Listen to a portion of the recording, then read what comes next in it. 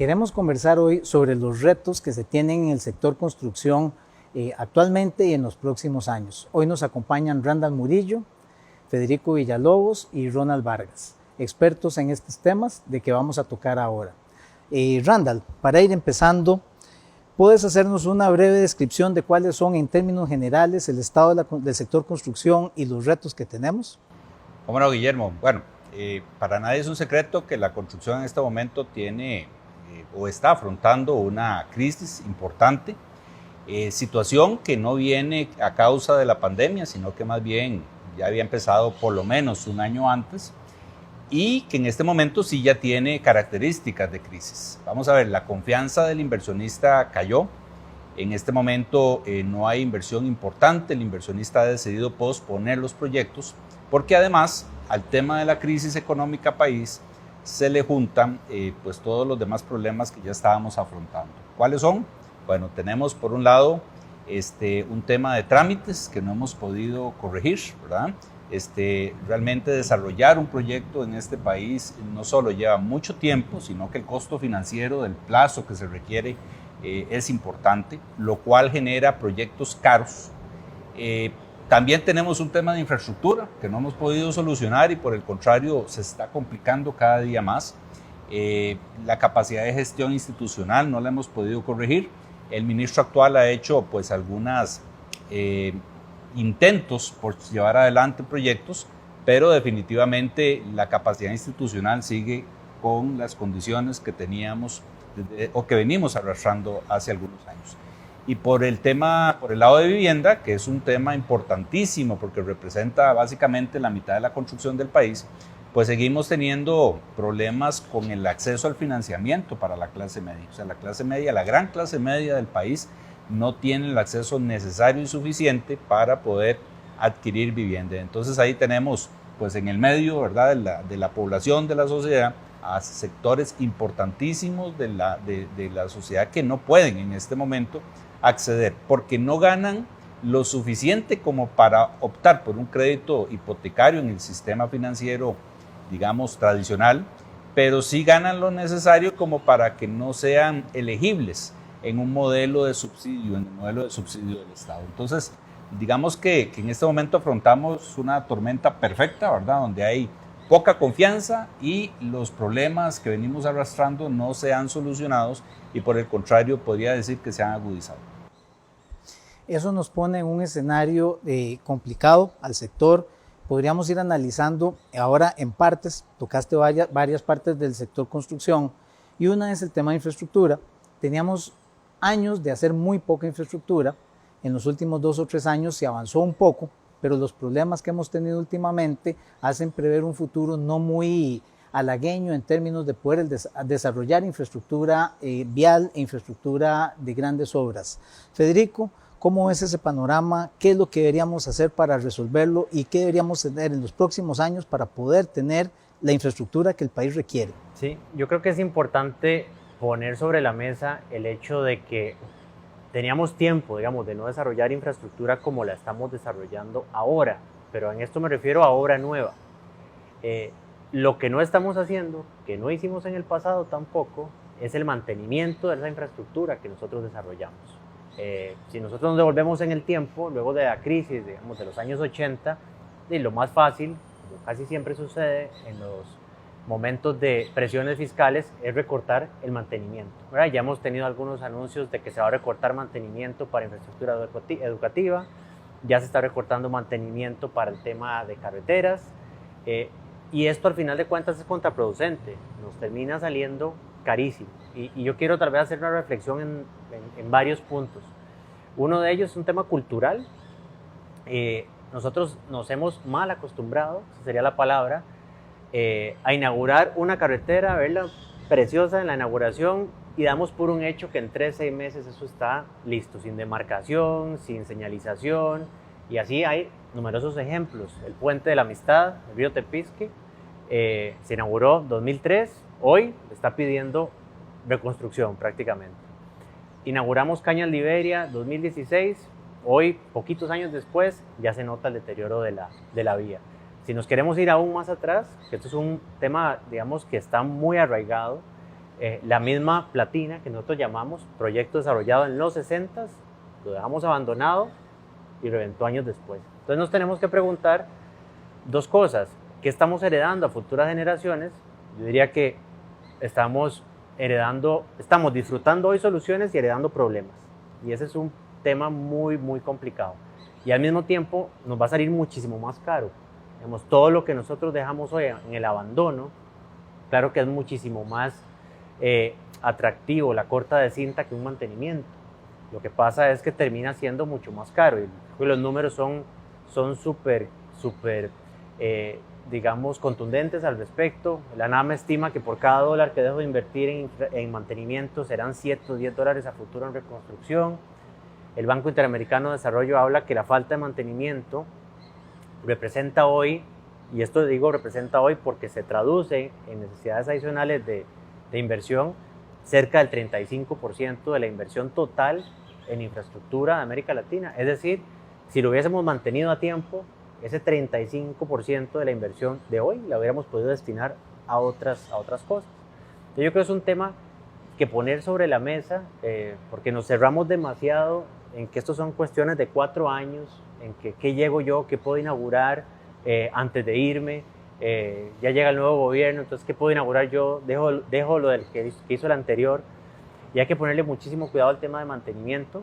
Ya los recortes se ven, y tal vez un tema que luego podemos ampliar, no solo la cantidad de recursos, sino la forma en que estamos manteniéndolo, es decir, la forma en que contratamos ese mantenimiento. Creo que es importante. Siempre hablamos de la obra, cuánto nos cuesta, pero hablamos de cuánto nos cuesta su construcción.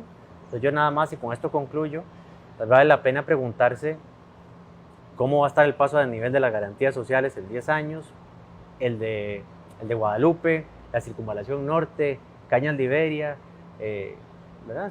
Y digo un caño, y con esto cierro, con Cañas Liberia, si va a estar en perfectas condiciones, o la vamos a ver en unos años, como ha sucedido siempre, el asfalto encima del concreto, ¿verdad? Que es lo que termina sucediendo cuando abandonamos la infraestructura. Yo creo que ese es uno de los temas fundamentales que tiene el país como un reto por delante. Sí, en infraestructura realmente tenemos un problema. Los países desarrollados suelen decir, lo que hoy el ministro de Obras Públicas está trabajando, lo va a inaugurar el siguiente. Y el ministro hoy está inaugurando lo que otros hicieron. Pero muy importante el tema de mantenimiento, porque no solo es hacer la obra nueva, sino también mantenerla. Y eso nos lleva, en eso que dijiste, le estamos heredando a las próximas generaciones un problema. Vivienda es un problema similar. Hace 20 años era más fácil hacerse su propia vivienda que hoy. Los esquemas cada vez, los mismos esquemas que usábamos hace 20 años, hoy hacen que sea más complicado para una familia adquirir su vivienda, sobre todo si es de clase media, como mencionó Randall. Y eso nos lleva a que si queremos hacer cosas nuevas, tenemos que hacerlas de una manera diferente, porque no vamos a lograrlo haciendo lo mismo. Don Ronald, ¿qué podemos hacer diferente en el tema de vivienda, en el tema de que una familia pueda conseguir? ¿Qué esquemas financieros, qué podemos cambiar para obtener mejores resultados de los que hoy obtenemos? Bueno, claro, de lo que se ha notado, sin duda se requiere un alto componente financiero y hay que saber dirigir esos recursos financieros hacia las necesidades. Tenemos que entender que el formato de vivienda ha cambiado. Las nuevas generaciones ya no necesitan comprar casa, prefieren alquilar para poderse movilizar de un lado a otro ante un cambio de un trabajo, lo cual les implica pues un ahorro en tiempo. Hoy encontramos una situación donde se trabaja más desde la casa por la virtualidad. Hay que mejorar las condiciones de esa vivienda y creo que lo mejor sería acudir a esquemas de arrendamiento. Las nuevas generaciones no tienen los recursos para pagar una prima, por ejemplo. Tampoco tienen el nivel de salario para cubrir una cuota de un banco, pero sí les da para un alquiler. Y entonces puede ser importante que recurran a una figura donde los desarrolladores se financien, hagan estructuras que se alquilan y esos alquileres sirven para ir pagando. Eso le permite a la población poderte intercomunicar y esos recursos que se pagan por arrendamiento representan en sí mismos arrendamientos para inversionistas institucionales. Creo que el modelo de banca se nos quedó en el tiempo. Los bancos prácticamente sus márgenes de intermediación son muy altos y eso hace que los costos realmente sean casi imposibles de pagar para un desarrollador. Esa desintermediación nos haría realmente tener mejor acceso al desarrollo. Creo que generaríamos empleo a través de la construcción y la población tendría mejores formas de vida. Esto requiere, sin duda, no solamente la vivienda, requiere servicios públicos, requiere conectividad. Y requiere que también las municipalidades tengan mejores planes reguladores para poder darle esos servicios públicos necesarios. Entonces, yo creo que podemos recurrir a asociaciones públicos-privadas que a través de ese financiamiento puedan tener los recursos para ir adelante. No podemos dejar todo en manos del Estado. No podemos dejar todo el financiamiento en la espalda del Estado. Ese modelo se agotó. Tenemos que hacer más interactivo la parte del sector privado. Es un buen tema, Ronald. Y si efectivamente tenemos un problema que los planes reguladores tienen que actualizarse cada 5 años, pero pasan 20 años y no lo hacen. Los países desarrollados generan zonas de intervención con asociaciones público-privadas que lo que nos permiten es poder desarrollar zonas de uso mixto donde puede generarse residencia, vivienda, fuentes de empleo. Ideal que todos los cantones de la GAM, por ejemplo, puedan tener la cantidad de empleo generado para la misma gente que vive en el cantón y minimizar el costo del transporte y de las familias que están transportándose, atravesando cantones de donde viven a donde trabajan. Pero ese tema necesitamos fusionar al Estado, el MIBA y el INBU deben trabajar en conjunto, no solo fusionados, sino además en conjunto con las municipalidades y en conjunto con el sector financiero, como decía Ronald, y en conjunto con la municipalidad, que es el gobierno local, y con el sector privado. Pero tenemos un problema de tramitología. La tramitología es importante digitalizarla, es importante hacerla más manejable. Hoy se dura años sacando la aprobación de un proyecto de cierta envergadura. Randall, en tramitología, la Cámara, el sector privado, ¿qué podemos ayudar, qué podemos trabajar en conjunto para que esto sea más digital, más ágil y que no sea un escollo para la inversión y para el desarrollo de obra? Bueno, efectivamente, yo siempre he dicho, la construcción no genera proyectos para sí mismo. La construcción genera proyectos para otras actividades económicas que finalmente, una vez que tengan su infraestructura, van a generar empleo y van a generar dinámica económica. O sea, aquí estamos hablando no solo de facilitar las cosas para generar un proyecto de construcción, sino facilitar las cosas para que haya actividad económica, dinamismo económico y lo más importante, generación de empleo, ¿verdad? Hay que partir de esa premisa, o sea, no es un tema de la construcción, es un tema país y es un tema de empleo.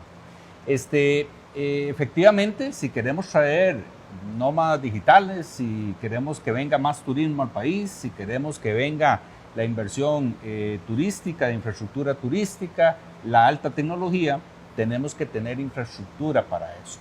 O sea, las empresas tienen que poder generar su infraestructura y hoy no lo estamos logrando. Tenemos temas a nivel de planes reguladores, efectivamente, que se contradicen con las políticas nacionales, ¿verdad? O sea, de pronto vemos a un gobernante, a un presidente llamando a la inversión y las municipalidades pues van con otro rumbo, con otra visión, ¿verdad? Tenemos problemas a nivel del gobierno central en los servicios básicos, por ejemplo, con el tema de acueductos, ¿verdad? O sea, con el tema del agua. Es un tema que esperamos se solucione pronto, pero que hemos dejado o hemos desatendido a lo largo de muchos años y hoy ya se está convirtiendo en un serio obstáculo. De hecho, ya hay proyectos que están parados, ¿verdad? Bueno, ya en el AIA hemos tratado de hacer conciencia a nivel de gobierno para que tomen acciones por lo menos paliativas mientras logran las decisiones o las correcciones necesarias para mejorar la situación. A nivel de digitalización, ¿verdad? Eso es todo un tema porque tenemos por ahí a gobierno central, tenemos por ahí instituciones como las municipalidades, gobiernos locales, no todas han querido ir a la misma velocidad, al mismo ritmo, no todas tienen la intención o la buena actitud y por ahí uno que otro funcionario todavía nos queda que creen que digitalizar es simplemente hacer el mismo proceso pero en una computadora y no es así, ¿verdad? Es diferente. Entonces hay mucho tema por generar cultura, por generar, digamos, una nueva actitud hacia el servicio, hacia entender que la labor del funcionario público también es muy importante en el proceso de sacar adelante el país, en el proceso de que los jóvenes tengan empleo, en el proceso de que el país sea más competitivo y podamos estar todos mejores. Ni el sector público ni el sector privado podemos hacerlo por sí solos. Tenemos que trabajar en conjunto, ¿verdad? Y yo diría que un aspecto sumamente importante es, por un lado, digamos, el proceso ya bastante engorroso que tenemos de trámites. Pero a mí siempre me ha preocupado, además de lo que ya hoy tenemos, la producción de lo que se sigue teniendo o seguimos haciendo. O sea, todos los días, a nivel legislativo, a nivel de normas, a nivel de directrices, salen nuevas interpretaciones, salen nuevos documentos que hay que cumplir, sale algún funcionario o alguna ventanilla nueva con algún requerimiento adicional, y eso lo que hace es complicar aún más las cosas, y lo peor de todo es encarecer aún más los proyectos, que hace que a veces incluso no se puedan finalmente construir. Así es, Randall, y efectivamente, por ejemplo, salen nuevas interpretaciones de tramitología, pero a veces hemos hecho los planes reguladores como planes que tienen que obstaculizar el desarrollo, muy limitantes, muy estatistas, muy controladores, complicados, de 1000 y resto de páginas, que eso hace que generen muchas interpretaciones a la hora de generar un permiso. En lugar de verlos como planes de desarrollo, como planes de futuro desarrollo del cantón, como que pueden ser un plan estratégico de desarrollo cantonal, y para poderle dar esa flexibilidad. Pero a veces no hay infraestructura, no hay agua, como decía Randall. En infraestructura, Federico, ¿qué podemos hacer ya no solo en la parte vial, sino qué esquemas? Porque si seguimos haciendo lo mismo, vamos a obtener el mismo resultado, como mencionaba Randall. Federico, ¿qué podemos hacer para mejorar nuestra infraestructura a nivel global, no solo la vial? Sí, yo creo que hay un tema medular. Si uno ve en qué ha sido exitoso el país, y una muestra clara de éxito en cuanto a política de Estado es todo el tema de apertura comercial y atracción de inversión extranjera. Y ahí lo que ha pasado es, se ha creado una institucionalidad muy fuerte, CINDE, COMEX, PROCOMER, y cambia la administración, pero la política es exactamente la misma, ¿verdad? Aquí nosotros no vemos de qué va a pasar con el régimen de zona franca al final de estos 4 años y qué va a pasar al principio de los... No, sino que esto se mantiene, y eso se refleja en la confianza de los inversionistas en poner capitales importantes aquí. En el lado de infraestructura deberíamos, digamos, replicar lo mismo, porque ¿qué pasa en infraestructura? Como decíamos ahora, son 4 años, entonces los gobiernos empiezan con mucha fuerza porque nos imaginamos que en 4 años vamos a resolver todos los problemas del país. Pero cuando ya entramos en el año 3, ya aquello empieza a ser, enfoquémonos en lo que podemos inaugurar. Y si estamos en el año 4, saquemos la licitación que haya que sacar, sea como sea, aunque vaya ahí, digamos, con problemas. Y del lado de quienes no están en gobierno en ese momento, ¿cómo freno la licitación del que está queriendo sacarla? Llega el nuevo gobierno, ¿cómo le doy reset a todos los proyectos del anterior? Y al final nos quedamos dando vueltas en eso. Y entonces, ¿qué queremos hacer? Que la ley que haga de la infraestructura una emergencia. Eso no va a suceder. Eso es como cuando uno siembra la tierra. Usted puede hacer la ley que quiera para que los árboles crezcan en 2 días, que eso no va a suceder, ¿verdad? Los proyectos se toman un tiempo. Entonces, hasta que el país entienda que necesitamos convertir la infraestructura en política de Estado, es decir, es que 4 años en infraestructura no es nada, ¿verdad? Es ahí donde vamos a cambiar, y ejemplos hay muchos. La carretera Cartago, que sé que espera hace tiempo, y uno se devuelve año 2000, estudios de factibilidad, decían los 3 kilómetros Hacienda Vieja, hacia garantías sociales, tiene que cuidarse el derecho de vía, empezar expropiaciones, etc. Pasaron ya 20 años, 21. Sí, ¿qué se ha expropiado? ¿Qué derecho de vía? Posiblemente cada gobierno dijo, ¿para qué le voy a meter, digamos, recursos y dedicar tiempo a algo que no veo en 4 años, no veo en 4 años? Ya hoy tendríamos ese corredor libre. Entonces yo creo que es importante empezar a romper eso, y hay herramientas, y tal vez aquí hay una interesante, digamos, que la misma Cámara de la Construcción ha lanzado, y este es de hecho ya lleva varios años, que es la matriz de proyectos, y que lo que permite es ver cómo avanzan los proyectos en su etapa de preingeniería. Pongámoslo en sencillo, es un semáforo que permite ver si está el proyecto en verde, en amarillo o en rojo. Y yo creo que es importante para empezar a medir a los gobiernos, no solo en cuanto inaugura, porque también, digamos, hay un incentivo que como ciudadanos generamos de que si no inaugura nada es un mal gobierno, y si inaugura todo es buenísimo.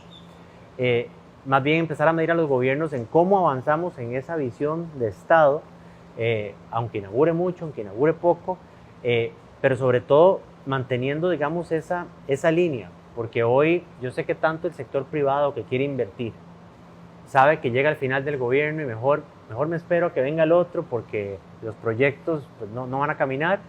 El mismo funcionario público dice, bueno, ¿para qué yo voy a meterme en tal proyecto si ya es el fin del gobierno? Mejor espero también. Entonces nos metemos en una dinámica que es muy compleja. Entonces yo creo que es un tema de disciplina, país, de ver esto como política de Estado. Y número dos, en esa misma línea, empezar un fortalecimiento de la institucionalidad para convertir un poco el chip, sobre todo cuando hablamos de alianzas público-privadas, más en el chip de tráigame esto, no me cumple el sector privado, sí, no, sino es cómo podemos hacerlo juntos, digamos, y poder alcanzar los objetivos que tenemos como país. Yo creo que son temas que tal vez suenan muy, digamos, muy generales, muy de visión de largo plazo, pero es hacia lo que tenemos que ir, porque soluciones mágicas no existen. Los países que han logrado avanzar en esto precisamente lo hacen con visiones que superan administraciones, que es precisamente a lo que tenemos que apuntar, ¿no? Perfecto, Federico. Y exactamente en ese esquema que necesitamos tener un esquema diferente de hacer las cosas, una política de Estado que tenga continuidad, tanto en obra vial como en infraestructura urbana, como en los planes reguladores, en áreas de intervención, en esa unión de la alianza público-privada para poder desarrollar esto. Ahí entra la parte financiera. Dentro de toda esta idea, ¿dónde nos puede aportar? ¿Qué tiene que cambiar en el sector financiero y en toda esta parte para acompañar a esta asociación público-privada en la cual la parte financiera es vital? Bueno, lo primero es analizar la estrategia financiera que el Estado va a tener hacia el futuro. Seguir aumentando el déficit fiscal y teniendo niveles ya del 70-75% no nos lleva a ningún lado. Esto requiere medidas diferentes y esto implica que los servicios que pagan los usuarios son flujos futuros. Esos flujos futuros hay que traerlos a valor presente y con eso ayudar a financiar obras. Obras que hoy están terminadas y que están en funcionalidad perfectamente pueden pagar parte de ese tema futuro. El agua todos la pagamos. No sé si es el valor justo o no es el valor justo, pero lo cierto es que pagamos una tarifa. Si hoy titularizáramos esa tarifa, estoy seguro que podríamos hacer nuevas obras, no solamente en cuanto a la ejecución de su proyecto de inversión, sino el mantenimiento, por lo que apuntaba Federico hace un rato. Si no hacemos el mantenimiento apegado a la inversión, ese proyecto entre unos años hay que empezarlo de cero. Entonces el modelo, por ejemplo, que hemos usado para la parte de educación, me parece que no es el adecuado, porque hacemos aulas y en 5 años esas aulas ya no existen. Sino que, ¿por qué tiene que ser el Estado dueño de ese activo? ¿Por qué no lo alquila con mantenimiento incluido? Yo apuesto que diferir esos pagos en el tiempo es menor que la cuota que estamos pagando en préstitos, que es deuda del Estado, que lo pagamos todos por impuesto. Pero que a su vez eso genera reactivación, porque va a generar empleo, no solamente en el desarrollo, sino en el mantenimiento. De lo cual haríamos generación de mayores impuestos o mayor contribución vía impuestos y menos de deuda. Me parece que esa estrategia alguien la tiene que tirar hacia adelante. No puede seguir el Estado con su modelo de que todo lo pague el Estado a través de impuestos o de deuda, que es lo peor, porque esa bola de nieve no la vamos a parar. Acordémonos que tenemos fondos de pensiones. $1 millón al día es lo que reciben nuestras operadoras y ya las están exportando. Y nosotros traemos importado ese recurso después para financiarnos a otras tasas. No tiene sentido que esas platas no las podamos inyectar al proceso interno. Y creo que hay muchos medios con asociación público-privada donde esos recursos pueden llegar a ejecutarse, dar un papel importante al sector privado y que el sector público siempre sea un vigilante de que aquello se esté haciendo. No es que su rol lo entrega, pero cambia, ya no tiene por qué ejecutarlo. Todas esas instituciones que existen y que no están dando resultados tienen que cambiar. Y yo creo que el modelo nos llevará a un mejor panorama hacia adelante. Efectivamente, vemos que en el sector construcción tenemos problemas de que hay planes reguladores que deberían ser planes de desarrollo. Tenemos problemas de infraestructura, vial y de aguas, que es parte de lo que nos ayuda a poder desarrollar vivienda en cada uno de los cantones, con asociaciones público-privadas, trabajando en una política de Estado a años, con el tema del financiamiento. Todo se une y se trabaja en conjunto. Si se atacan los problemas de manera separada, vamos a seguir teniendo el mismo resultado. Tenemos que tener una visión global para poder atacar todo esto en conjunto. Eso es el reto que tenemos en los próximos años en el sector construcción.